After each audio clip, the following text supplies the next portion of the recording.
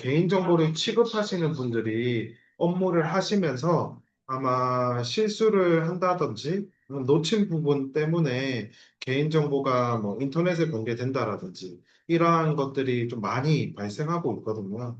그래서 이러한 것들을 어떻게 하면 좀 예방할 수 있을지 그런 내용들을 좀 중점으로 교육을 진행하도록 하겠습니다. 아마 교육은 뭐 1시간 내외로 진행될 것 같고요. 뭐 중간에 개인정보보호법 관련된 내용들도 일부 포함되어 있고, 뭐 현재 지금 개인정보 관련된 건들이 어떻게 진행되고 있는지 그런 사례나 사고 사례도 포함하고 있으니 참고해서 봐주시면 좋을 것 같습니다. 그럼 바로 교육은 진행하도록 하겠습니다. 네, 오늘 교육 진행 순서는요, 개인정보 침해 사고 사례에 대해서 조금 간단하게 설명드리고요. 그다음 개인정보 보호법 내용 중에 개인정보를 다루시는 분들이 좀 주의해야 될 내용 몇 가지만 좀 안내 드리도록 하겠습니다. 그다음 이제 세 번째 내용이 주된 내용일 것 같은데요. 우리가 업무를 하면서 많은 문서 프로그램이나 자료들을 다루실 거예요. 즉, 거기서 빈번하게 발생하고 있는 현재 유출되는 케이스를 좀 설명드리고 그것들을 어떻게 예방할 수 있을지 좀 간단하게 설명드리면서 네 번째 그러한 실천 수칙 관련된 사항들을 설명드리고 마무리 짓도록 하겠습니다. 첫 번째는 개인정보 침해 사고 사례입니다. 제가 2011년도부터 22년도까지 조금 정리한 자료고요. 매년 개인정보 유출 건으로 큰 이제 사고들이 매년 있었습니다. 요 유출된 건수를 다 합하면 한 1억 건이 훨씬 넘을 것 같은데요. 현재 뭐 우리나라 국민들의 개인정보는 제 생각으로 거의 한 반절 이상은 다 털리지 않았을까 싶긴 합니다. 특히 과거에 있었던 카드사 유출, 뭐 이런 것들 통해서 많이 유출이 됐을 거고요. 그리고 가장 최근에 유출됐었던 SKT 유출이 있을 거예요. SKT는 보도된 자료를 다들 보셔서 잘 아시겠지만 거의 가입자 정보 중 유심 관련된 휴대폰 번호 관련된 자료들은 이미 다 유출이 된 것으로 확인이 됐고, 얼마 전 7월 달, 7월 초쯤에 아마 정부에서 조사 결과를 다 발표를 해서 이제 전 국민이 다 알게 됐습니다. 요거의 본질적인 문제는 과거에 SKT에서 22년도에 좀 해킹 관련된 이슈가 있었었는데, 그때 제대로 좀 잘 짚고 넘어갔더라면 아마 지금처럼 많은 유출권은 없었을 것으로 좀 보여지고요. 그 당시 6개의 악성 코드 중에 한 개의 코드만 좀 확인해서 조치를 해서 여기까지 진행된 것으로 좀 확인이 됐습니다. 그래서 SKT 유출 건으로 지금 개인정보보호위원회 같은 교제기관에서도 조금 주요 정보에 대한 암호화 조치라든지 이런 것들 좀 강화할 계획을 좀 가지고 있는 것 같아요. 그렇게 되면 저희들도 가지고 있는 정보 중에 어떤 정보가 주요 정보가 될지에 따라 암호화 조치나 이런 것들도 좀 강화되지 않을까 싶습니다. 이번 교육 준비하기 전에 교육 대상자를 저희가 확인했을 때 다들 이제 개인정보를 취급하시는 분들이신 것 같더라고요. 그래서 제가 이제 네이버나 구글릭 통해서 그래서 실수로 유출되는 건들이 얼마나 많은지 조금 조사해 봤었어요. 실제로도 지금 뭐 날짜도 제가 다 캡처해서 왔지만 올해만 하더라도 뭔가 담당자 실수나 업무를 하다가 부주의로 인한 유출이 굉장히 많이 발생한 것으로 좀 보여지고요. 그중에 카카오톡 같은 경우에는 담당자 실수는 아니고요. 뭔가 우리가 만든 시스템에 뭔가 문제라기보다는 미처 확인하지 못한 포인트 때문에 좀 개인정보가 유출된 건인데, 요거는 현재 지금 개인정보보호위원회가 출범한 이후로 역대 최고의 과징금을 받았습니다. 150억 정도 받았고요. 요거는 지금 소송 진행 중에 있습니다. 이 150억 과징금에 대한 너무 과하다라는 카카오톡 측 이야기로 좀 소송 진행 중이고 있고 이런 것들은 좀 참고 삼아 보시라고 좀 가지고 왔습니다. 당연히 이제 저희도 유출 사고가 나게 되고 조사가 들어가게 되면 아마 과태료나 과징금에 따른 처벌을 분명히 받을 거고요. 그때도 매출액이나 공고기업 같은 경우에는 20억 기준으로 산정해서 과징금을 낼 수 있다는 점 확인해 주시면 좋을 것 같아요. 네, 그 다음 이제 법에 대한 내용들을 좀 간단하게 설명드리도록 하겠습니다. 그기에 앞서서 현재 개인정보보호법을 적용받으려면 업무를 목적으로 개인정보를 처리를 해야 되는데 업무를 목적으로 처리하는 건 알지만 그럼 개인정보가 뭐냐? 우리가 흔히 알고 있는 이름, 연락처, 주소, 이런 것만 개인정보냐라고 많이들 물어보세요. 사실 법에 명시되어 있는 개인정보에 대한 정의는 굉장히 광범위합니다. 반드시 이제 개인에 관한 정보여야 할 거고요. 그 다음에 개인을 알아볼 수 없더라도 다른 정보와 쉽게 결합해서 알 수 있는 정보 또한 개인정보로 보고 있습니다. 가령 예를 들어 휴대폰 번호 뒷 네 자리가 개인정보냐 아니냐라는 의문도 많이 가지실 거예요.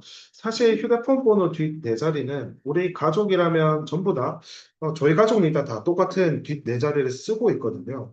그런 걸로 봐서는 뒷 네 자리로 특정 개인을 식별하기가 힘들 수 있는데 이것 또한 개인정보를 볼 수 있을까라고 고민도 하실 거예요.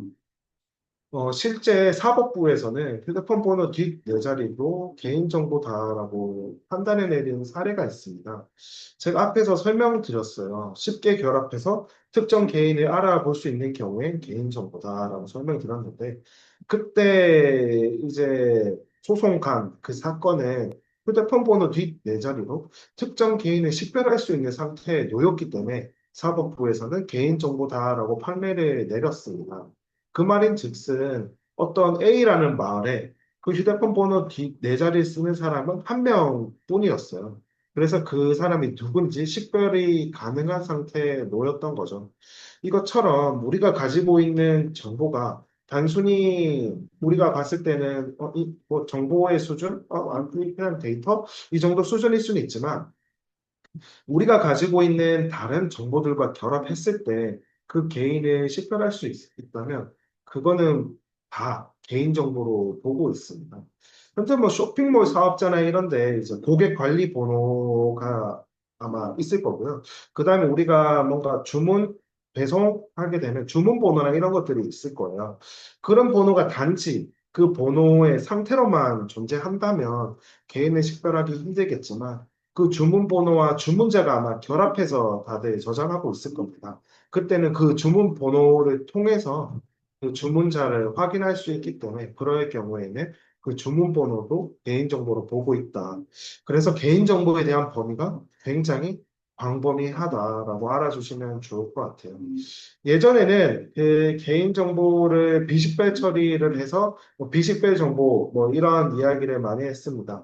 지금은 뭐 비식별 정보 이런 용어는 쓰지 않고요. 좀 비식별 처리한 것들을 이제 가명 정보라고 하고 있어요. 이 가명 정보 또한 특정 키값으로 개인을 식별할 수 있는 상태로 놓인 게 가명 정보거든요. 예보법에서는 그 가명 정보도 단지 해당 기관에서는 식별할 수 없겠지만 그 식별값을 가지고 있는 기관에서는 개인을 식별할 수 있기 때문에 가명 정보 또한 개인 정보로 보고 있다는 점 알아주시면 좋을 것 같고 거의 뭐 대부분 공공기관에서는 수집한 정보는 다 개인 정보다라고 보고 있는 게 현재 추세입니다. 그래서 참고해 주시면 될 것 같습니다. 여기서 이야기 드리고 싶은 주된 내용은 개인정보에 대한 범위가 우리가 생각하는 것보다 굉장히 광범위하다라는 것들을 좀 설명드리고 싶었습니다. 그 다음 개인정보보호법에 대한 좀 주요된 구성을 좀 설명드리도록 하겠습니다. 사실 개인정보보호법은 1장부터 10장까지 구성이 되어 있고요. 주된 내용은 3장 또는 4장에 나온다고 보시면 될 것 같습니다. 우리가 업무를 하다 보면 발생하는 주된 내용들에 대해서는 3장과 4장에서 다 처리가 될 거고요. 뭐 3장, 4장보다는 3장에서 더 많이 처리된다라고 봐주시면 좋을 것 같습니다. 사실 3장에 뭐 라이프 사이클이 거의 다 들어가 있거든요. 뭐 수집부터 뭐 제공, 저장, 파기까지 다 들어가져 있기 때문에 3장이 주요된 내용이다라고 이거는 참고 삼아 봐주시면 좋을 것 같아요. 개인정보보호법에서는 중요한 게 개인정보도 있지만 이 법의 원칙이 가장 중요합니다. 제일 우선되는 건 당연히 정보 주체의 권리 보장이고요. 이 법의 입법 취지 자체가 정보 주체의 개인 정보를 뭐 잘 보관하고 관리하자라는 게 입법 취지이기 때문에 당연히 정보 주체 권리 보장이 최우선이 된다라고 봐주시면 됩니다. 그래서 저희가 어떠한 이제 건이 발생해서 법에 대한 용어를 해석함에 있어서 좀 더 우선시 보고 해석하는 것들이 이렇게 해석했을 때 정보 주체가 어떻게 달라질지, 이렇게 해석했을 때 정보 주체가 어떻게 뭐 더 큰 권리가 침해당할지 이러한 것들을 좀 더 우선시 보고 해석을 하고 있어요. 그만큼 이 법에 대해서는 정보 주체의 권리 보장이 가장 최우선시 된다라고 봐주시면 좋을 것 같습니다. 그 다음으로 좀 중요한 거는 목적 외로 이용하는 것들입니다. 우리가 수집받은 정보 주체로부터 수집한 그 개인정보에 대해서 우리가 수집할 당시에 고지한 내용들과 달리 우리가 이용하게 된다면 그것 또한 큰 제재나 처벌을 받을 수 있다는 점 참고해 주시면 될 것 같습니다. 다음은 사조에 나오는 정보 주체의 권리인데요. 이 권리가 이제 굉장히 정보 주체에 있어서는 중요한 사항들입니다. 당연히 개인정보를 처리하는 저희 입장에서도 정보 주체의 권리를 보장할 수 있도록 많은 노력들을 해야 되고요.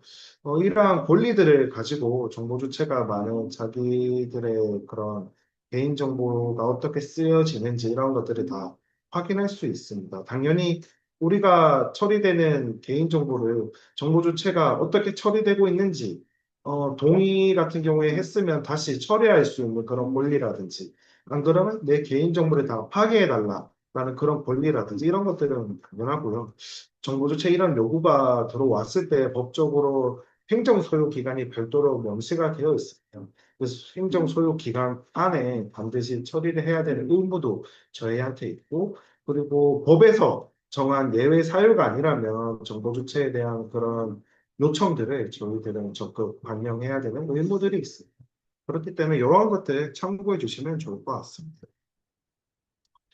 그다음 개인정보보호법과 다른 법에 대한 관계를 좀 설명드리겠습니다. 사실 개인정보보호법은 일반법이다라고 다들 보고 있어요. 그런데 개인정보보호법에 규정된 사항들과 다른 법에 규정된 사항들이 충돌할 수 있는 사항들이 생길 거예요. 가령 공공기관을 예로 들자면 개인정보보호법에서 개인정보는 목적이 달성하면 파기하라라고 되어 있습니다. 그런데 공공기관 뭐 기록물 관리에 관한 법률이나 이런 것들을 보면 어, 법에서 정한 보유기간이 별도로 있을 경우에 그 법에 따른 보유기간까지 보유하라는 사항들이 있어요. 그렇게 보게 됐을 때 그 두 법이 충돌하는 상황이 발생하게 됩니다. 이럴 때에는 개인정보보호법이 일반법 성격을 가진 법이기 때문에 특별법 성격에 가진 법들이 더 우선적으로 적용하는 부분도 있고요. 또 개보법에서는 다른 법률에 규정이 있는 경우에 그 법률을 우선적으로 적용할 수 있도록 하고 있습니다.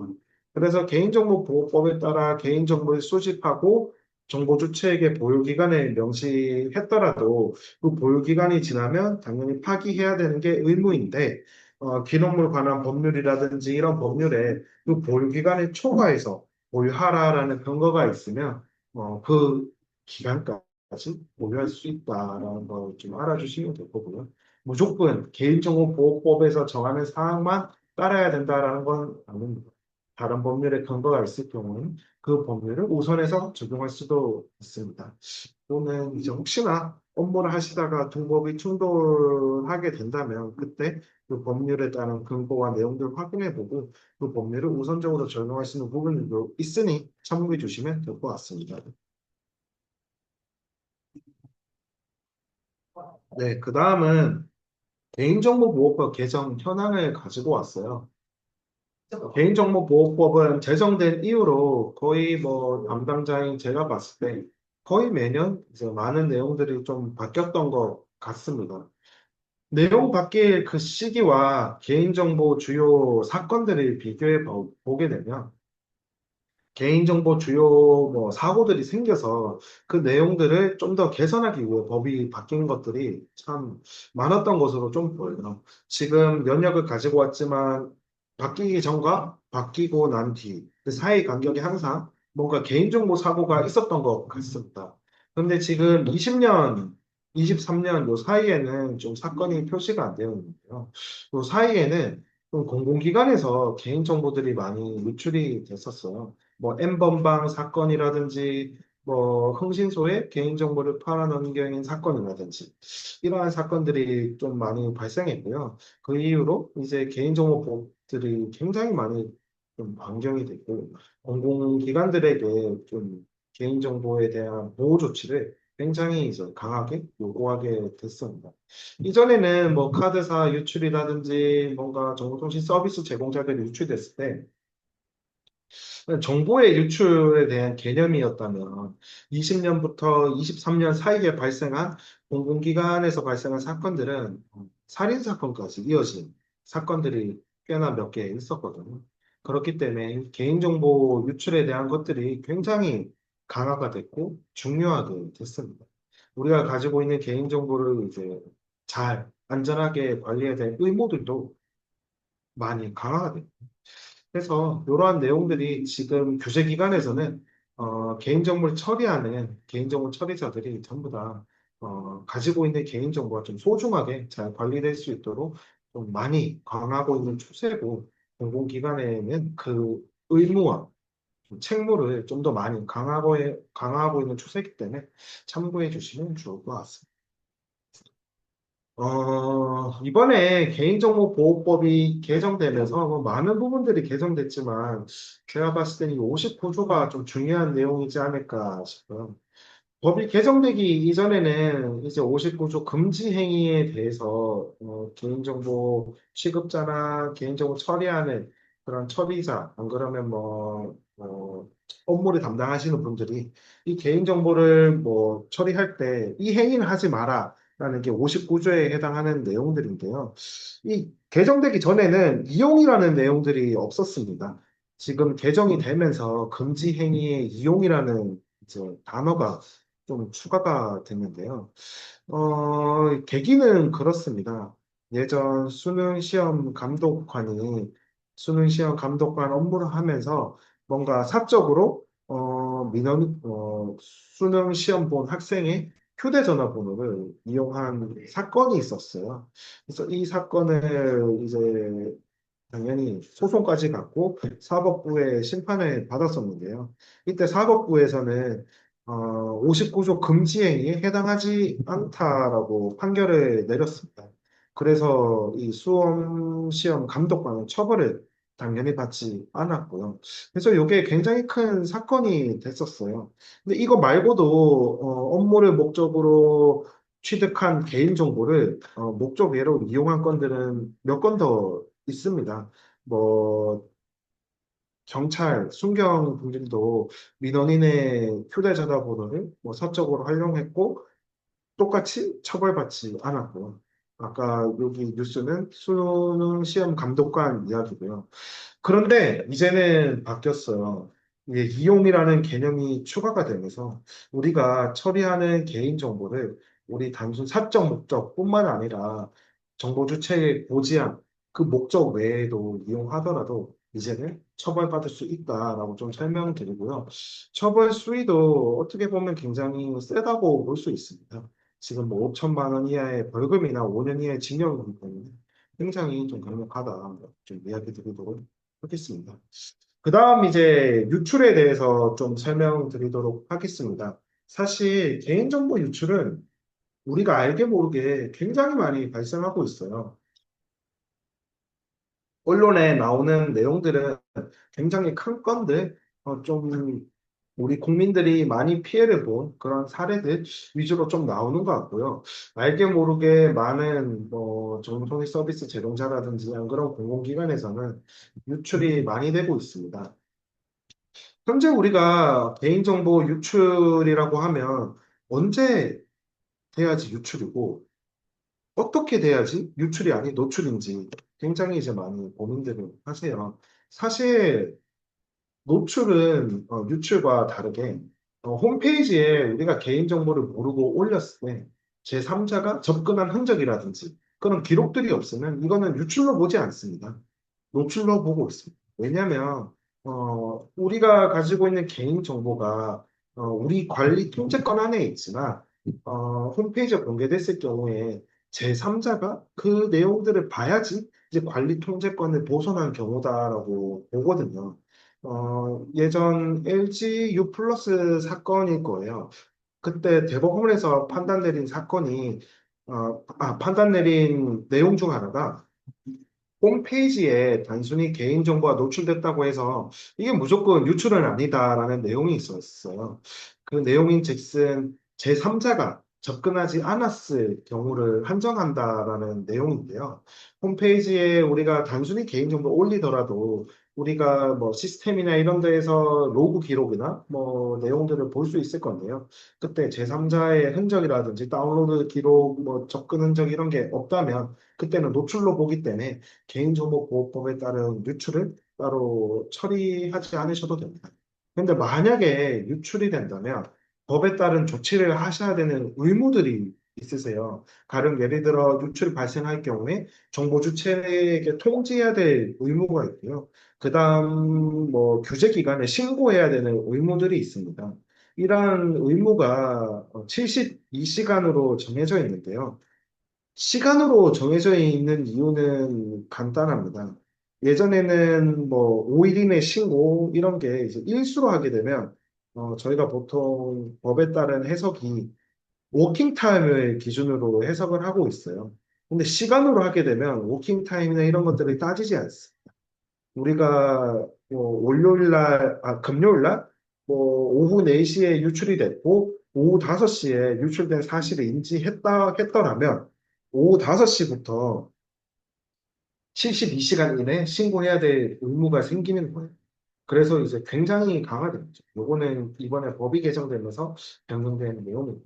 그래서 유출이 됐다면 가능한 한 빨리 개인정보 관련된 부서나 뭔가 이제 결정권을 내릴 수 있는 보직자분들에게 빨리 보고해야 되는 게 가장 중요합니다. 왜냐하면 시간 싸움이기 때문에 이 시간이 늦어지게 되면 과태료 처분을 또 받을 수 있는 사항들이 있어서 굉장히 이제 중요하다라고 좀 이야기 드리도록 하겠습니다. 네, 이거는 개인정보보호위원회에서 개인정보 유출에 대한 것들을 보호위원회에 신고받고 처리를 하는 기관인데요. 여기서 24년도에 유출 동향에 대한 내용들을 좀 발표한 적이 있습니다. 그래서 그 내용들을 좀 가지고 와봤고요. 현재 24년도에 개인정보보호위원회에 신고된 유출 건수는 약 한 300건 정도 되는 것 같습니다. 이 중에 해킹으로 인한 유출이 약 한 50% 조금 넘게 거의 60% 가까이 차지하고 있고요. 업무 과실로 인한 유출들이 굉장히 많이 차지하고 있다고 보시면 될 거예요. 사실 30%라는 수치가 거의 한 100건 가까운 수치인데요. 우리가 업무를 하면서 사소한 포인트만 조심하더라도 이 100건이라는 유출 사고를 막을 수가 있습니다. 개인정보보호위원회 신고 대상은 모든 유출건들이 다 신고되는 건 아니거든요. 일반 개인정보가 1000건 이상 유출되거나, 그러면 해킹으로 인해 유출이 되거나, 고유식별 정보나 민감 정보가 들어가 있을 경우에 개인정보보호위원회 신고 대상인데, 이 세 가지에 해당하지 않는 유출건도 굉장히 많을 것으로 좀 보여져요. 그렇기 때문에 이 유출 통계에서 나오는 업무 과실, 이 부분을 오늘 좀 중심으로 해서 예방할 수 있는 것들을 간단하게 좀 설명드리도록 하겠습니다. 그 다음 장은 제가 민간과 공공 나눠진 데이터가 있어서 조금 가지고 와봤어요. 민간과 공공은 굉장히 이제 상이합니다. 공공기관에서는 업무 과실로 인한 유출이 거의 뭐 50%가 차지하고 있습니다.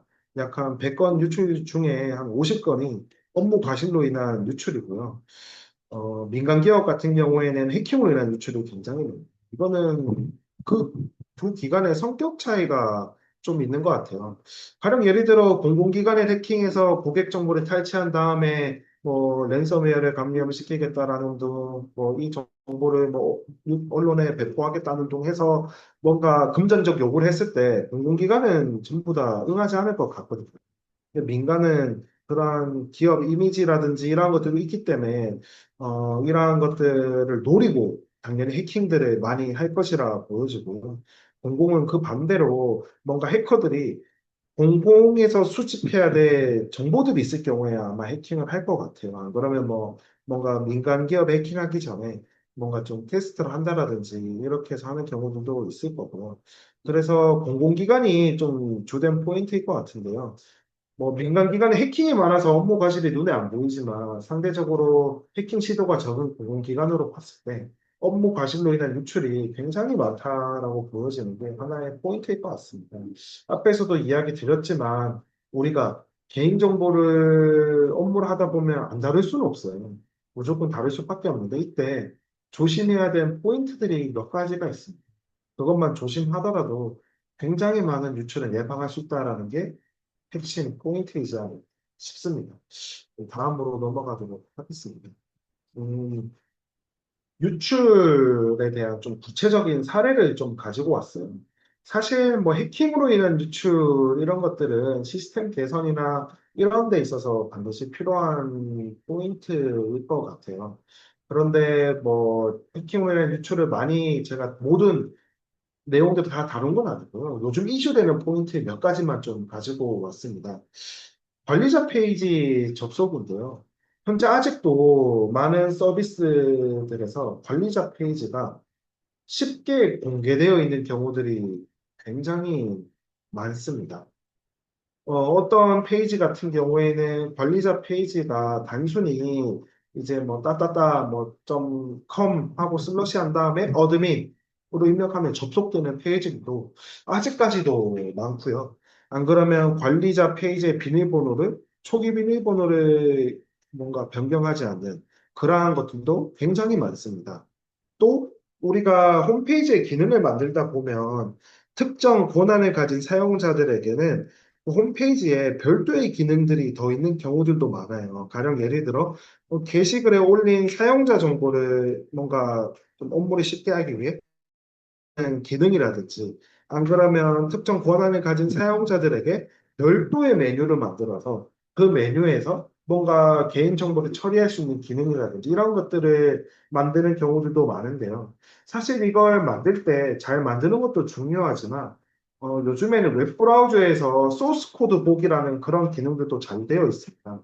그 소스 코드 보기를 통해서 특정 이제 URL 값이라든지 그런 다운로드 할 수 있는 다운로드 프로바이더와 연결된 그런 링크 정보라든지 그러한 것들이 공개된 경우들이 저는 좀 많이 봤어요. 그래서 이러한 것들은 현재 개발하는 사항에서도 좀 비일비재하기 때문에 혹시나 개발하는 사항이 발생하게 된다면 이런 것들 좀 신경 써주시면 가장 좋을 것 같습니다. 그 다음은 크레덴셜 스토핑 공격에 대해서 좀 설명을 드리겠습니다. 브루트 포스 공격과 크레덴셜 스토핑 공격은 조금 상이하게 달라요. 브루트 포스는 말 그대로 그냥 무작위로 대입하는 겁니다. 프로그램을 개발해서. 근데 크레덴셜 스토핑은 어, 대장이 따로 있어요. 아이디 패스워드 대장이 따로 있는데 그 대장을 가지고 와서 시스템에 다 입력을 시키는 거예요. 브루트포스는 이제 말 그대로 이제 무식한 방법이었다고 하면 크레덴셜 스토핑은 이미 공개된 정보를 가지고 와서 그거를 대입하는 방식인 거죠. 이 공개된 정보는 구하기가 요즘 쉽습니다. 아까 제가 앞에서도 유출 사고를 많이 이야기 드렸지만 우리가 유출된 건을 다 합치게 되면 1억 건 훨씬 넘거든요. 근데 우리나라 국민은 5천만 명이라는 거죠. 그리고 다들 계정을 다 쓰실 때 뭔가 뭐 네이버 아이디 패스워드 다르고 카카오 아이디 패스워드 다르고 뭐 롯데 L포인트 아이디 패스워드 다르고 뭐 이렇게 하시는 분들은 많이 없으실 겁니다. 다 뭐 거의 동일하거나 비슷한 아이디 패스워드를 쓰실 건데요. 이 유출되게 되면 이런 개인 정보들을 다크웹이라는 사이트가 있습니다. 그 사이트에 이런 개인 정보를 거래하고 실제로 판매하고 있거든요. 거기서 그러한 이제 계정 정보나 이런 것들을 사가지고 와서 크레덴셜 스토핑 공격을 할 때 활용하게 되는 거죠. 그래서 우리가 시스템을 만들 때 로그인 횟수 제한해라. 안 그러면 어떤 중요한 시스템은 로그인 할 때마다 뭐 OTP를 입력한다라든지 안 그러면 뭐 보안 코드가 입력하게 한다든지 이런 게 전부 다 이러한 공격들을 좀 예방하기 위해서 만든 사항들이에요. 더 중요한 서비스들은 5번 실패하면 아예 막아버리는 서비스들도 있습니다. 그런 데들은 이제 아주 우리가 불편하긴 하지만 뭐 잘 관리하고 있는 서비스들인 거죠. 현재 지금 많이 좀 이슈가 되는 게 크레덴셜 스토핑. 아무래도 많은 개인정보가 유출됐다 보니 이걸 가지고 대입해서 실제로 공격을 하는 사례들이 굉장히 많이 발생하고 있습니다. 그래서 가급적이면 우리도 뭐 개인정보를 처리하지만 우리의 개인정보도 우리가 다른 뭐 공공기관이나 뭐 네이버나 카카오에 맡기잖아요. 그때 뭐 개인정보 뭐 비밀번호 주기적으로 변경해라 하고 참 뜰 텐데요. 그때마다 번거롭지만 주기적으로 변경하는 것도 굉장히 중요하다. 뭐 좀 설명드리도록 하겠습니다. 네, 이제 여기서부터 이제 저희가 조금 유심히 봐야 될 내용이지 않을까라고 생각합니다. 제가 뭐 우리 기관에서 개인정보 관련된 업무를 하고 있지만 교육기관에서 저희 기관이 개인정보 전문 기관으로 지정되어 있어서 뭐 개인정보에 대한 컨설팅 교육도 진행할 뿐더러 유출 사고에 대한 조사나 이러한 것들도 이제 담당하고 있어요. 그래서 그 유출 사고 현황들을 교육기관 보게 되면 아까 전에 개부에서 나온 자료와 마찬가지로 업무 과실로 인한 유출이 교육기관들은 한 70%, 80% 정도 차지하는 것 같아요. 굉장히 많이 차지하고 있어요.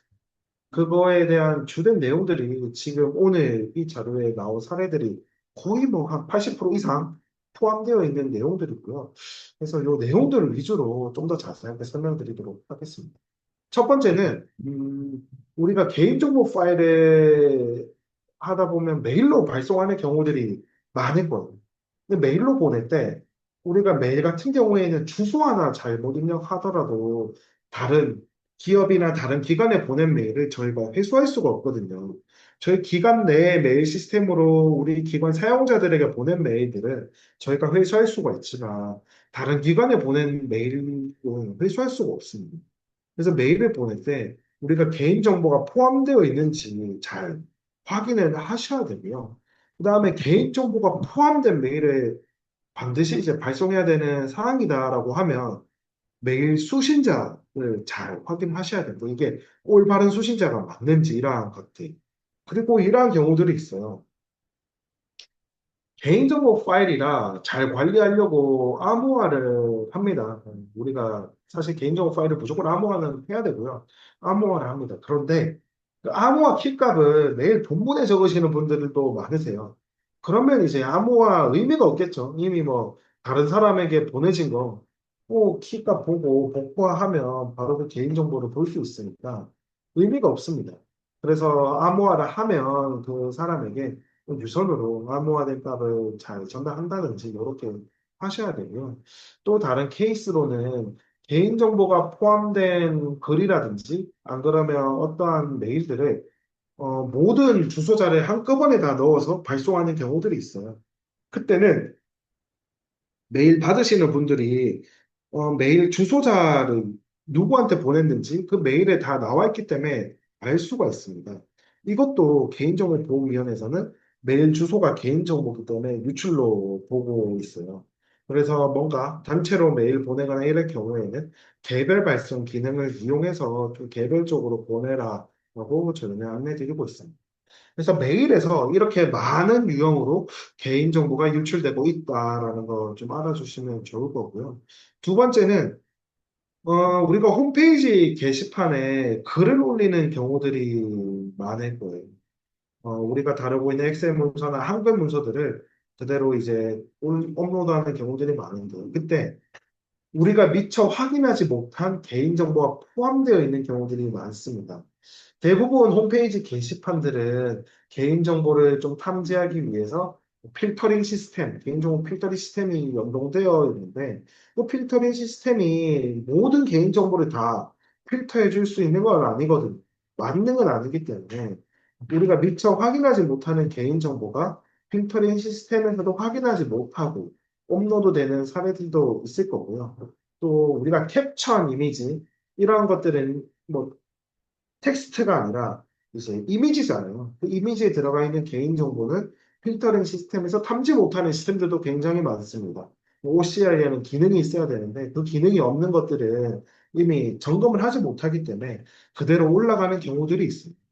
그래서 우리가 올리는 게시글에 개인정보가 포함되어 있는지 없는지 반드시 확인해야 될 의무들이 있습니다. 그 문서 파일에서 개인정보가 어떻게 잘 들어가는지는 제가 뒷단에서 문서 파일별로 조금 설명드리고요. 문서 파일별이라기보다 엑셀에서 주로 많이 발생하기 하고 있기 때문에 엑셀 위주로 좀 세부적으로 그건 다시 좀 설명드리도록 하겠습니다.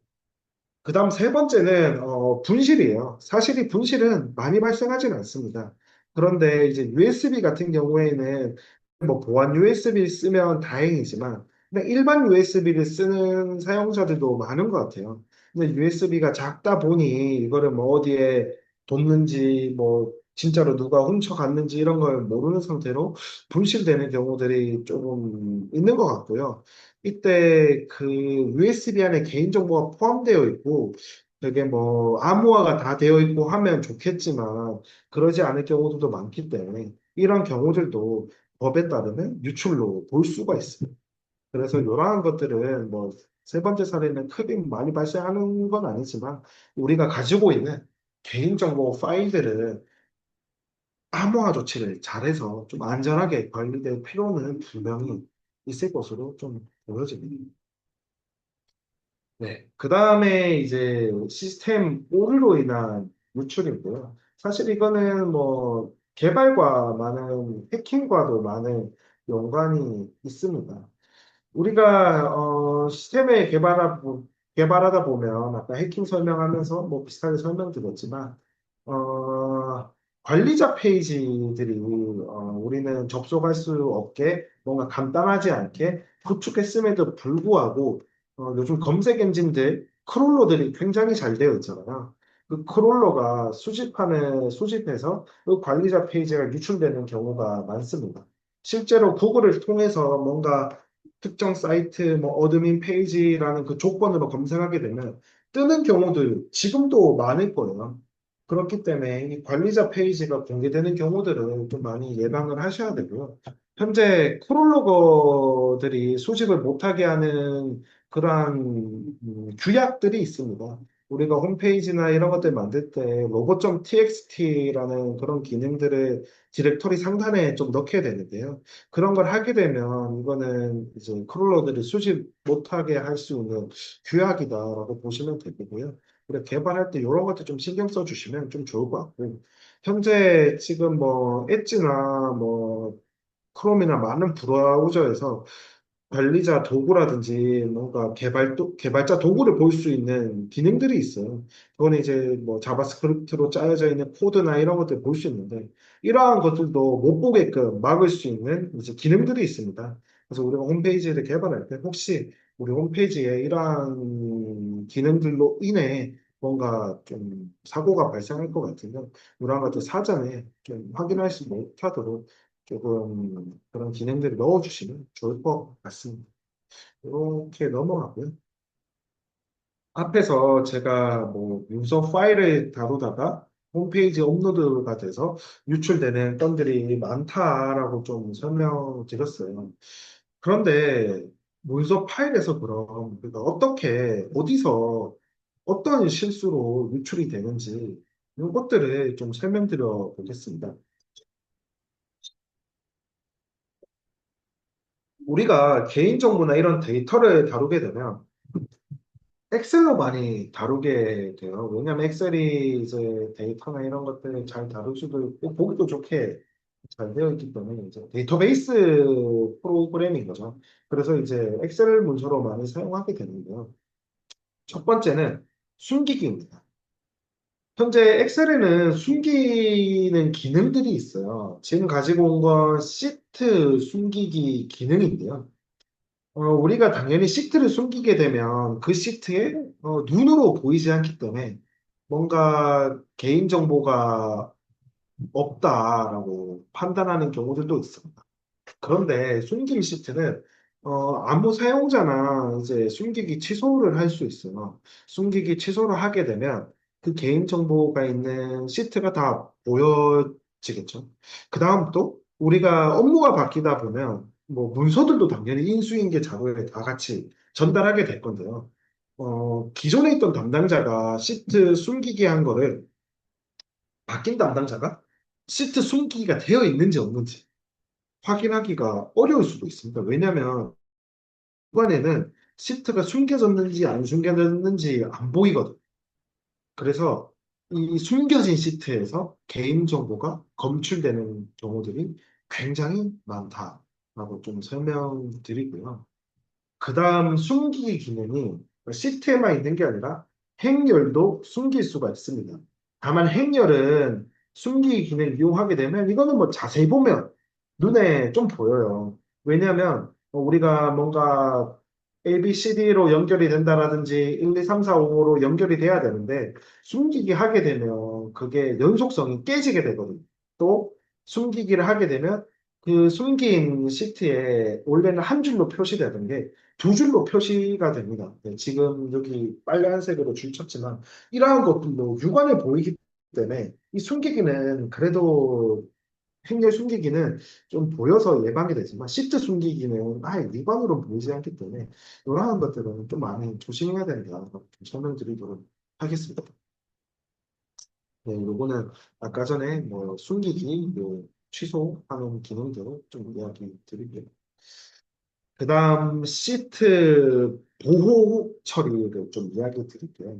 시트 보호 처리가 우리가 가지고 있는 개인정보 시트를 보호 처리하고 암호화하고 이렇게 조치하면 모르는 거 아니냐.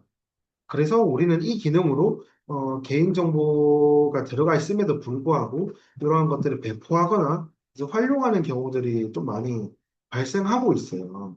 그런데 보호 처리를 해서 그 시트를 뭐 숨기고 감추더라도 우리가 엑셀에는 찾기 기능들이 있습니다. 그 찾기 기능을 이용해서 검색하게 되면 숨김 시트, 보호된 시트에 있는 그 개인정보도 검색이 돼요. 이 보호 시트는 말 그대로 이 시트를 보호하는 거지, 뭔가 이제 데이터를 훼손하지 못하게 하는 거지, 그 데이터에 대한 접근을 차단하는 기능은 아니거든요. 그래서 이 데이터를 보호하는 기능이 뭔가 개인정보를 뭔가 조회할 수 없게 조치한다라고 해석하는 경우는 좀 다르다라고 설명드리고요. 시트 보호 조치를 하고 뭔가 조치를 하시더라도 찾기 기능을 통해서 검색하게 되면 그 개인정보가 검색되기 때문에 이것도 올바르지 않다라고 좀 설명드리도록 하겠습니다. 이 시트 보호는 제가 봤을 때 1년에 한 몇 번씩은 발생하는 건인 것 같아요. 그래서 좀 더 좀 주의 있게 봐주시면 좋을 것 같아요. 그 다음, OLE 객체인데요. 우리가, 사실 뭐, 데이터는 엑셀 문서에서 다루지만, 엑셀 문서에서 이런 이제 도표를 만들어서 그 도표를 한글 문서에 그대로 이제 삽입하는 경우들이 많습니다. 저 또한 이제 뭐 한글 문서에서 이러한 이제 그래프나 이런 것들 만든 적은 없었던 것 같아요. 다 엑셀 문서에서 도표를 만들어서 그 도표를 이제 보고 문서를 만들어야 되기 때문에 한글 문서에 이제 그대로 옮겨서 사용을 했었던 것 같거든요. 근데 요게 문제가 뭐냐면 그 한글 문서에 삽입한 복사 붙여넣기로 삽입한 그 도표를 더블 클릭하게 되면 그 엑셀 문서에서 만들었던 그 데이터 시트가 열리게 돼요. 한글 문서에서. 그래서 우리가 만든 도표에는 그냥 뭐 평균치, 기대가 뭐 이런 수치만 나타냈지만 우리가 만든 도표, 참고한 데이터 테이블 표에 개인정보가 들어가 있으면 그 개인정보도 지금처럼 다 확인할 수 있는 사항에 놓이게 됩니다. 그래서 우리가 엑셀로 이런 도표를 만들었을 때 이거를 복사 붙여넣기로 넣을 게 아니라 이제 그림으로 저장하기 통해서 그림으로 저장한 다음에 넣든지 안 그러면 요즘 윈도우에 캡처 프로그램 되게 잘 되어 있잖아요. 윈도우 Shift S라는 단축키를 누르게 되면 캡처 프로그램이 뜨건데요. 이 캡처 프로그램으로 도표만 캡처해서 그림으로 넣게 되면 이러한 것들은 이제 발생하지 않습니다. 그래서 혹시나 요 엑셀 문서를 다루다가 이러한 데이터 시트, 뭐 도표들을 그대로 한글 문서에 넣을 경우에 무조건 그림으로 넣어야 되지 복사 붙여넣기로 넣게 되면 이러한 사항이 발생할 수 있다라고 좀 참고해 주시면 좋을 것 같아요. 그 다음 이제 한글 문서인데요. 사실 뭐 엑셀 문서, 한글 문서 이런 문서에 우리가 사실 개인 정보가 어디에 있고 이런 것들을 검색할 수 있는 기능이 있으면 좋잖아요. 근데 엑셀 문서는 그러한 기능은 없습니다. 근데 한글 문서는 좋은 게 우리가 이제 개인정보를 입력하더라도 이 개인정보를 자체적으로 검출할 수 있는 기능들이 있어요. 버전마다 조금 다를 수는 있는데요. 근데 뭐 대부분 지금 쓰고 있는 버전에서는 아마 개인정보 찾기라는 기능을 다 있을 겁니다. 그래서 우리가 혹시나 한글 문서를 다루거나 이렇게 쓰일 일이 있으면 마지막에 개인정보가 혹시나 있는지 한번 검색을 해서 확인하는 것도 하나의 방법일 것 같습니다. 근데 사실 우리가 지금 개인정보 유출이나 이런 것들 사례나 보게 됐을 때 뭐 한글 문서 이런 데서 유출되고 있는 사례들은 굉장히 극소수고요. 아까 전 앞에 나왔던 뭐 시트 숨기기, 행 숨기기, 뭐 문서 보호, 뭐 OLE 객체 삽입 이걸로 인한 유출이 거의 막 7, 80% 정도를 차지하고 있기 때문에 그 내용들만 좀 많이 주의해 주시면 좋을 것 같습니다. 그 다음에 PDF 변환에 대해서 좀 이야기 드릴게요. 사실 앞에 행숨기기, 뭐 시트 통합보 이런 것도 이야기 드렸잖아요. 행숨기기나 이런 것들은 엑셀 문서를 그대로 올리게 되면 이제 발생하는 문제고 이 숨기기 되어 있는 엑셀 문서를 PDF로 변환해서 옮기게 되면 그 PDF에는 숨김 시트와 숨김열을 아무리 숨기기 취소하려고 해도 못합니다. 엑셀 문서가 그대로 올라가야지만 그 데이터 내에서 이제 숨기기 취소나 이런 걸 할 수 있지. PDF로 변환한 자료에서는 우리가 숨기기 한 곳에 개인정보가 있더라도 숨기기 취소나 이런 것들을 못해요. 그래서 가급적이면 우리가 그런 실수를 했을 수도 있으니 기본적으로 우리가 만든 데이터 자료에 개인정보 없다라는 가정하에 올릴 경우에는 이런 PDF로 변환해서 올리는 것도 하나의 예방 방법이다라고 좀 설명드리도록 하겠습니다. 저희도 좀 많은 기관에서 이런 것들 예방할 수 있는 방법이 뭐예요? 라고 물어보게 되면 많은 내용들이 있지만 가장 중요한 거는 좀 PDF로 좀 변환해서 데이터를 좀 올려라라고 좀 이야기를 드려요. 근데 본질적으로 우리가 올리려는 그 내용에 개인정보가 있는 거는 PDF로 변환하더라도 예방할 수는 없습니다. 본질적으로 우리가 올리려는 그 내용에는 개인정보가 있는지 없는지는 우리가 좀 명백하게, 좀 명확히 좀 확인할 필요는 있습니다. 이런 것들은 이제 PDF로 변환하는 방법들을 제가 좀 가지고 왔고요. 뭐 앞에서는 이제 엑셀 문서에서 변환하는 방법들. 이거는 뭐 엑셀 문서가 MS에서 만들었기 때문에 엑셀 문서만 이렇게 된 건 아니고요. 파워포인트라든지 그런 것들도 다 똑같이 이렇게 하시면 됩니다. 그 다음 이제 많이 이용하시는 이제 한글에서 이제 PDF 변환하는 것들 좀 가지고 왔어요. 참고해 보시면 될 거고요.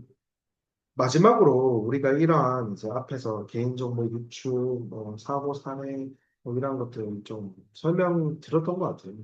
간단하게 설명드렸지만 이러한 것들을 이제 예방할 수 있는 그런 수칙들도 좀 중요할 것 같습니다.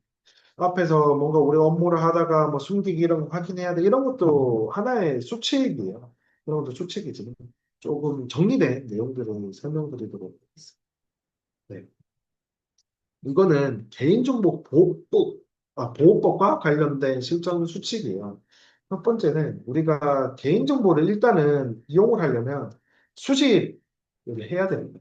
이 수집할 때 개인정보보호법에서 요구하는 적법한 절차대로 수집을 했냐라는 게 가장 중요할 거고요.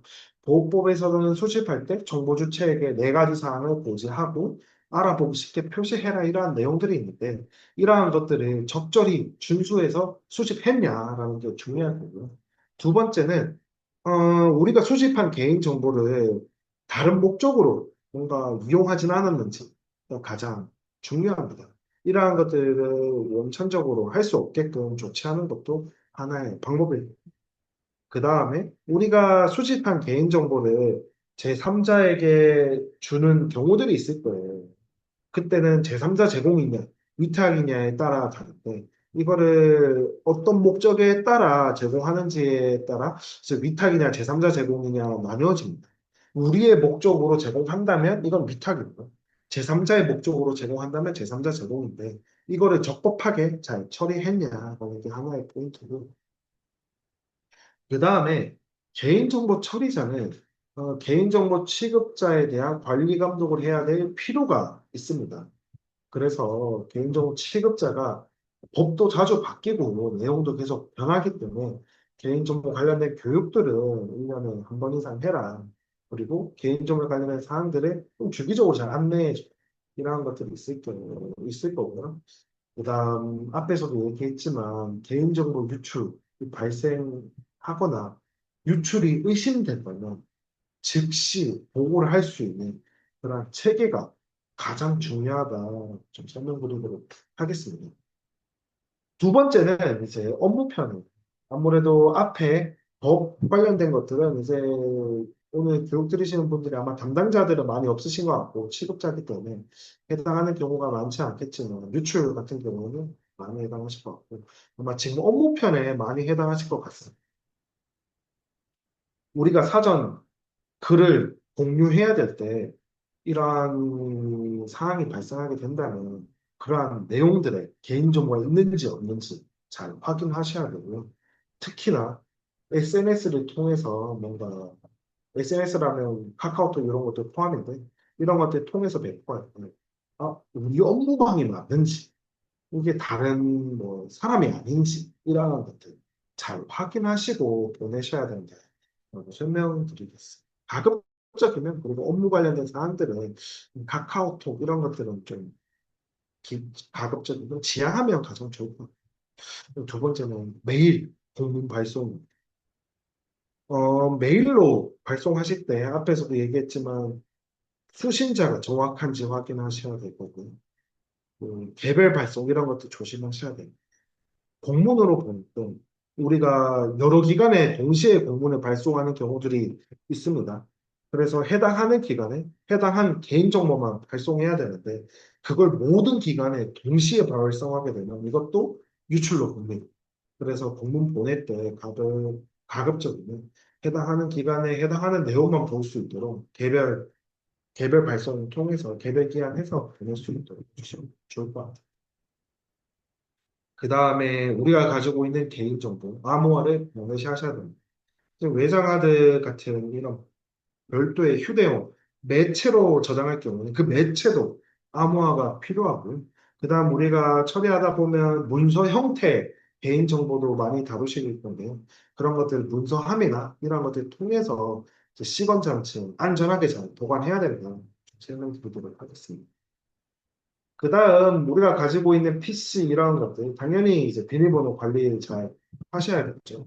우리가 장시간 자리 비울 수도 있으니 점검하면은 해야지 혹시나 누가 와서 몰래 막 인사 담당자 PC를 몰래 와서 누가 뭐 인사 정보도 볼 수 있고 하잖아요. 이런 것들 잘 관리하셔야 되고 예전에 뭐 공무원 시험 성적 조작 이런 것들도 요런 게 관리가 잘 안 돼서 유출이 된 건이거든요. 요런 것들 잘 관리하셔야 되고 이번에 SKT도 세부적으로 내용 보게 되면 뭔가 접속할 수 있는 그 계정 정보가 그 시스템에 그대로 평문으로 저장되어 있어서 그걸로 이제 다른 시스템에 접속할 수 있었어요. 그것처럼 우리가 이제 PC에 사용하는 암호라든지 이런 것들, 이제 포스트잇 모니터에 부착하는 경우들이 있는데 그러한 것도 최대한 좀 다른 사람이 볼 수 없도록 잘 관리해주는 게 중요할 것 같아요. 마지막입니다. 우리가 사용하는 PC나 이런 데에서는 가급적이면 이제 개인정보를 저장 안 하는 게 가장 좋아요. 저장한다면 당연히 이제 암호화를 해서 저장해야겠죠. 근데 많은 업무용 PC에는 개인정보가 암호화하지 않은 상태로 저장하고 있습니다. 그래서 이제 이러한 것들은 반드시 좀 암호화가 될 수 있게 조금 우리가 좀 처리하는 그 의식 수준이 좀 많이 올라와 주면 굉장히 좋을 것 같아요. 그리고 우리가 뭔가 시스템에 접근하는 계정들을 공유하는 경우들도 많습니다. 근데 이제 이런 공유하게 되면 그 위험성은 점점 올라가게 되거든요. 나만 관리를 잘하면 됐었던데 공유하게 되면 그 사람도 관리 잘해야 되고 이런 문제가 있을 수 있으니 가급적이면 계정 공유를 하지 말라. 좀 안내를 드리도록 하겠습니다. 네, 마지막으로 이제 문서 자료예요. 앞에서 설명드린 내용들은 좀 많이 발생하는 건들 위주로 좀 설명드렸고요. 여기 있는 내용들은 많이 발생하고 있지는 않지만 간혹 나오는 건들이 있습니다.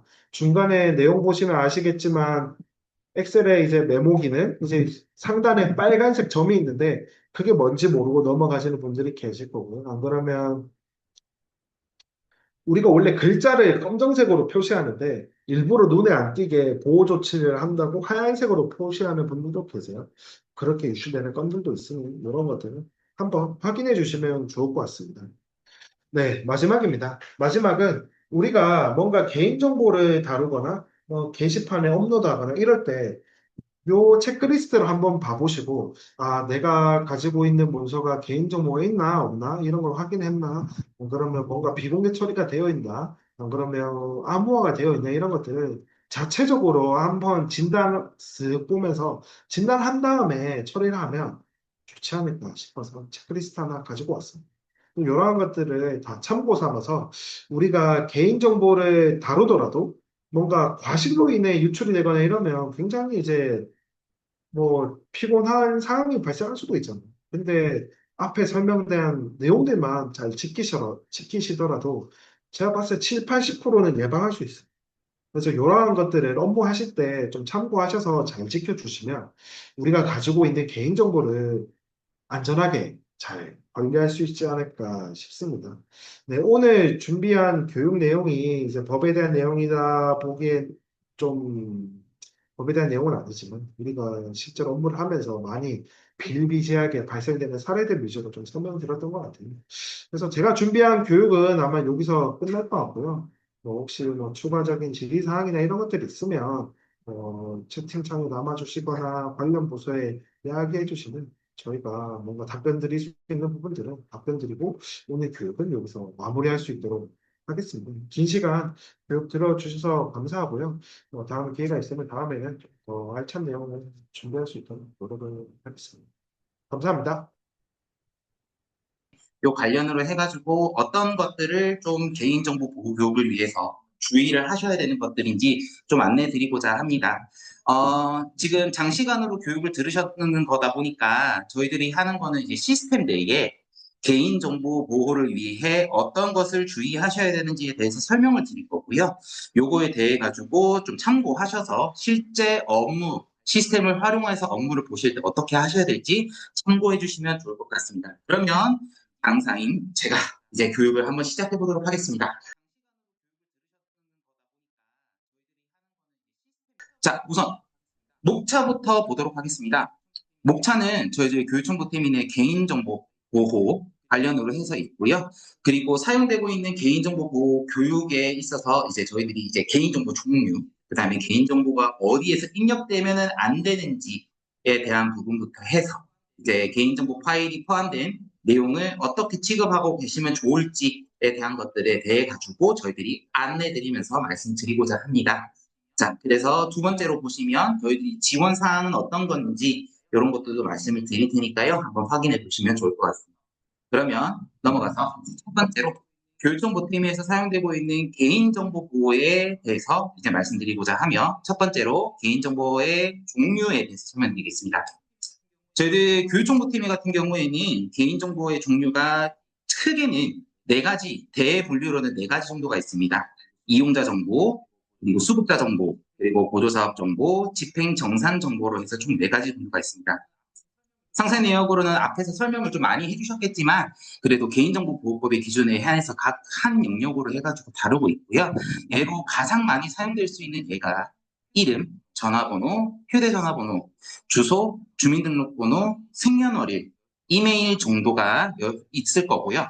이거 말고도 이 외에 다른 정보들도 개인정보에 포함되고 있는 내역들이 그 외 정신적인 정보라든지 신체적 정보라든지 사회적 정보라든지 이런 것도 다 개인정보이기 때문에 자극적이면은 포함되지 않는 것이 좋다. 그래서 저희들이 실질적으로 교육청 보팀이 시스템 내에서 사용되는 것들은 이렇게 대분류로 네 가지 정도가 되지만 아무래도 이 외에 텍스트로 작성해서 넣으시는 것들이 이런 다른 정보들이 들어갈 수 있기 때문에 해당 내용을 좀 유의하셔서 작성을 해주시기를 부탁드리며 요것들이 좀 더 유의하셔야 될 부분들이 아무래도 좀 별다른 예가 하나가 있을 것 같습니다. 특히나 저희들이 사업을 진행하실 때 가장 많이 취급하고 다루시게 되는 것들이 집행정산 정보이실 건데요. 이 집행정산 정보 중에서도 이제 인건비로 해서 많이 나가는 것들이 거의 대부분이 개인정보가 들어가 있으실 겁니다. 아무래도 이제 원전 징수 금액이라든지 이런 것들을 위해서 주민번호를 받으시거나 이름 정보를 받으시거나 하는 것들이 많으실 건데요. 그런 것들이 이제 개인정보로 포함되고 있는 거기 때문에 아무래도 진행하시는 것들에 있어서 좀 유의하셔가지고 진행해 주시는 요청드리고요. 요거는 이제 교육청 분들도 계셔서 같이 말씀드리는 건데요. 사업 담당자분들께서는 개인정보가 공개되는 영역에 들어가 있지 않는지도 해당 내용을 한번 꼼꼼히 확인하셔가지고 의무를 진행해 주시기 바랍니다. 자, 그럼 개인정보가 공개된 영역이라고 하면 이제 어느 영역일지 좀 확인을 해야 될 것 같은데요. 그 전에 저희들이 이제 교육청 보태미가 24년에 오픈해서 올해 2개년간 교육청 지방보조 사업을 운영하면서 아직까지는 문제되는 요소가 발견된 바는 없습니다. 하지만 작년 정보공시가 이런 내역들을 모니터링하면서 좀 발견되었던 내역들이 약간 있어가지고요.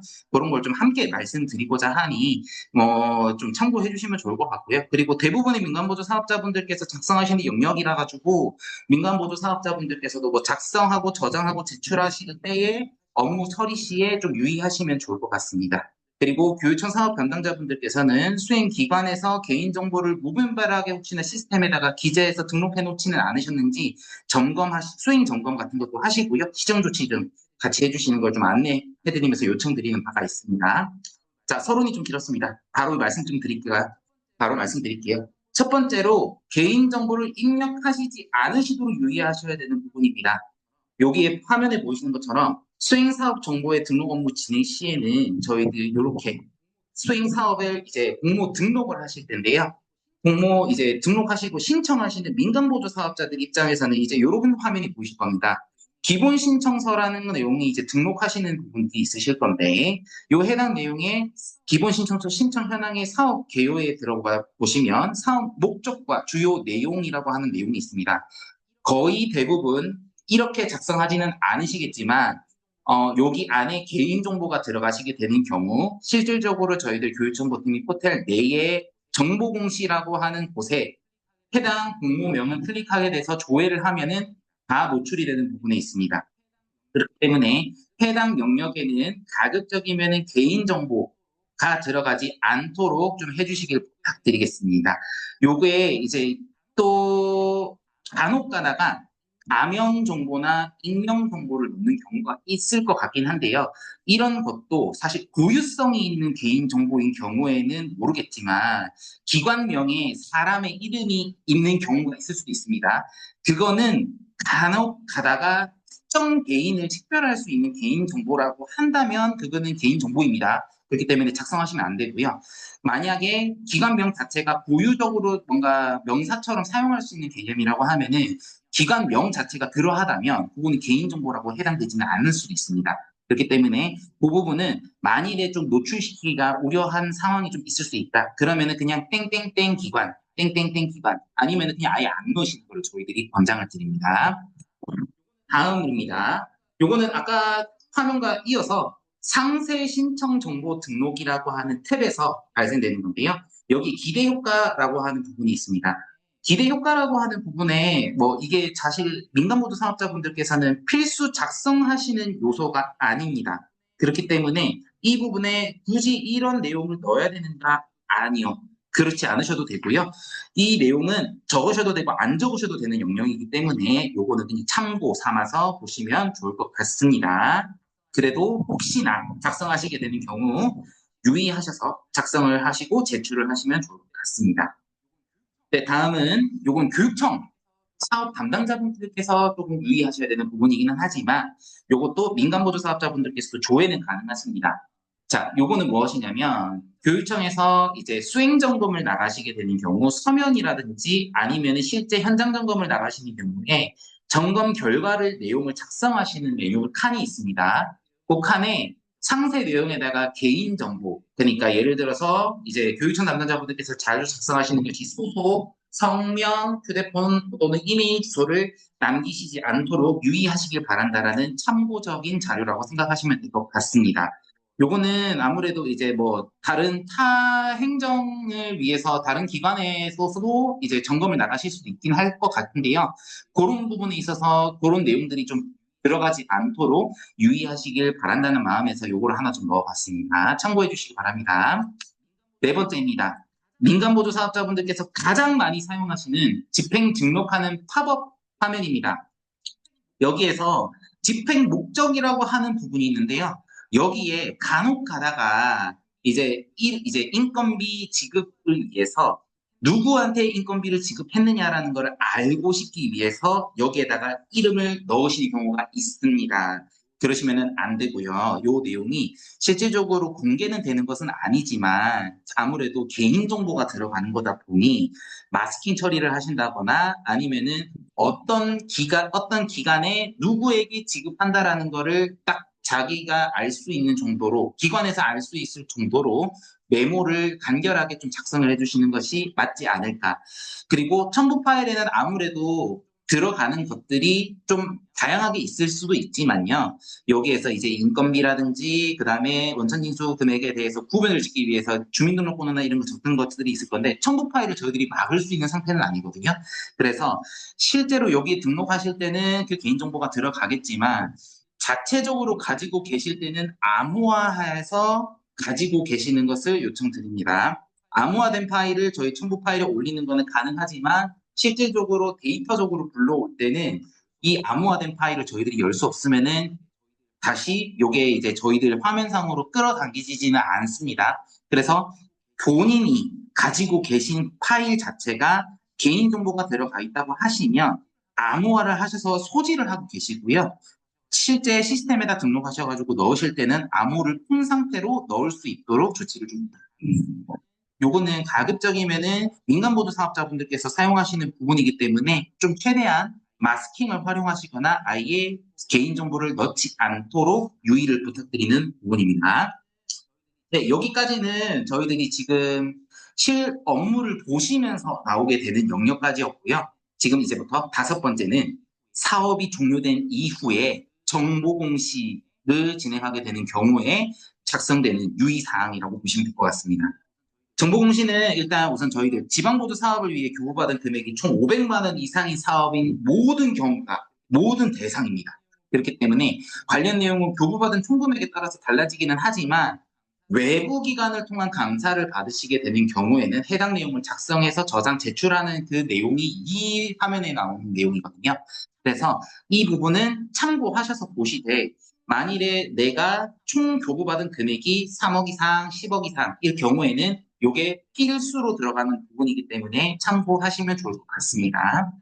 이 내용은 일단 감사 기관명과 감사 범위 내용, 뭐 여러 여기 지금 보시는 화면처럼 되어 있지만 이 해당 내용은 아무래도 개인정보가 들어가지 않을 영역이라고는 저는 판단은 되지만 아닐 수도 있습니다. 그렇기 때문에 만일에 개인정보가 포함되어 있는 내용이라면 마스킹을 하시거나 또는 땡땡땡 뭐 동그라미 또는 세모 등으로 표현하셔서 특정할 수 없는 정보로 작성을 해주셔서 제출을 하시는 게 좀 더 적절하지 않을까라는 게 저희의 생각이고요. 요거는 한번 추후에 지금 한번 해보셨던 기관들도 있으실 거고요. 안 해보신 기관들도 있으실 건데, 그거는 한번 보시면서 좀 참고를 해주시면 좋을 것 같습니다. 네, 다음으로는 저희들 요 관련해가지고 이제 실적 보고서, 그다음에 감사 보고서 이런 거 등록하는 건데요. 개인 정보가 포함된 파일을 첨부 파일로 등록하셔야 되는 경우에 대해서 저희들이 유의해야 되는 그런 사항에 대해서 말씀을 드리려고 하는데요. 앞서 교육에서 그 말씀을 많이 해주셨는데, 특히나 엑셀 파일에 암호나 이제 이런 걸 좀 많이 걸어라. 그리고 좀 숨김이나 이런 거는 하지 말도록 해라. 라는 내용이 있었는데요. 그 말인 즉슨, 저희들이 요거에 대해서는 실질적으로 공개가 되어야 되는 내용이기 때문에, 최대한 개인정보는 덜어내야 되지만 덜어낼 수 없는 경우가 발생될 수 있습니다. 그러면 실제 작성은 마스킹을 처리하셔서 작성을 하시고요. 첨부하실 때 여기 지금 올라가 있는 것도 엑셀 자료로 올라가 있기는 하지만 엑셀 자료로 올리는 것이 아니라 PDF 파일로 변환을 하셔서 올려주시는 게 조금 더 좋을 것 같습니다. 저희들이 파일에 대해서 구분을 따로 두거나 그러지는 이거를 제어를 한다거나 그렇게 바꿔놓지는 않았지만, 엑셀 자료나 한글 파일이나 뭐 이런 것들을 올리시게 되시면 다운을 받아서 수정을 할 수 있기 때문에, 요거는 언제든지 잘못 기재된 것들에 대해 가지고 정정을 할 수 있다. 그리고 조금 나쁘게 이야기하면 여기에 조금 더 악용을 할 수 있는 부분들도 있을 수 있기 때문에, 가급적이면 PDF로 확장자를 변경을 하셔가지고요. 변환하신 후에 여기에다가 올려주실 수 있도록 조금 조치를 부탁드리겠습니다. 요거는 이제 저희들이 또 다른 경우가 있기는 한데요. 요거는 저희들이 뭐 재무제표 결산서도 다 동일합니다. 그렇기 때문에 요거는 한번 참고를 해서 보시되, 저희들이 주의하셔야 되는 게 요 내용입니다. 저희들이 지방보조금법 제20조 2에 보시면 정보공시라고 해서 하는 내용이 있습니다. 여기에서 공개가 되어야 되는 부분의 영역을 1항의 목록 5번까지로 해서 여러 가지 서류를 기준으로 해서 올려주는 것들이 있는데요. 이거는 다 공개가 되어야 되는 부분들입니다. 그렇기 때문에 아까 말씀드렸다시피 외부 감사보고서, 정산보고서, 재무제표 결산서 포함되는 거고요. 그리고 이외에 첨부 서류들이 다 포함되는 겁니다. 그렇기 때문에 해당 내용에 대해서 만일에 올리실 경우에는 원본 파일, 그러니까 엑셀이나 한글 파일이 아닌 PDF로 변환을 하여서 올려주시기를 요청드리며, 이 항에 보시면은 이 항이 조금 약간 좀 시정 요청이 되는 부분인데요. 이런 조치 내역에 따라 가지고 조치가 되지 않으면은 지방보조 사업을 진행하실 때의 금액을 교부받으실 때 삭감된 금액으로 받으실 수밖에 없는 그런 내용이 담겨져 있습니다. 그래서 그 내용을 확인하셔서 가급적이면은 거짓된 정보가 올라가지 않도록, 그리고 원본 서류가 아닌 PDF 파일로 변환되지 않는 문서로 올라갈 수 있도록 조치를 부탁드리겠습니다. 네, 두 번째 이제 메뉴입니다. 네, 저희들 이제 개인정보 보호 관련해서 이제 지원 사항에 대한 부분인데요. 저희들이 지금 화면에 보시면 아시겠지만 저희들 교육정보팀이 포털 내에 상단에 보시면 참여 소통이라고 하는 게 있고요. 그리고 개인정보보호센터라고 하는 게시판 형태로 해서 만들어 놓은 게 있습니다. 그 안에 내용을 저희들이 이렇게 캡처를 해서 보여드리는 거고요. 여기에는 개인정보 보호의 필요성에 대해서 말씀드리고 지원에 대한 것들에 대해 가지고 저희들이 말씀을 드리는 게 있고요. 이후에 뭐 공지사항으로 해서 저희들이 이제 저희 원에서 운영되고 있는 개인정보 보호, 뭐 홍보에 관련되어 있는 포스터나 그다음에 뭐 파일 관리나 이런 것들을 어떻게 해야 된다라는 거에 대해서 안내드린 내용들이 공지사항으로 올라가 있습니다. 그래서 한번 확인해 주시면 좋을 것 같고요. 자주 묻는 질문들이라고 해서 혹시나 필요하신 경우에 이런 내용들을 확인해 주시면 좋을 것 같습니다. 요게 이제 뭐 아까 말씀드렸던 뭐 가명 정보와 익명 정보도 무엇이고 이 교육을 왜 해야 되는가라는 거에 대한 것도 여기에 다 담겨 있습니다. 그렇기 때문에 한번 확인해 주시면 좋을 것 같고요. 요거에 대해서 뭔가 이제 추가적으로 저희들이 지금 현재 이런 내용들을 보시면 이렇게 화면으로 저희들이 나와 있습니다. 개인정보 보호 관리가 필요한 내용에 대해 가지고 개인정보보호법에는 뭐 이제 사업 담당자분께서는 이제 정보 취급자에 대한 감독이 필요하다라고 해서 저희들이 이 교육을 실시한다. 라는 거에 대해 가지고 나와 있는 게 요 저희들이 지금 진행하고 있는 요 교육을 지금 말씀드린 거고요. 지방보조금법에 따라서 지방보조금 관리 정보의 보호에 대한 것들을 저희들이 지금 진행하고 있다라고 생각해 주시면 될 것 같습니다. 네. 저희들이 지금 교육할 거는 여기까지고요.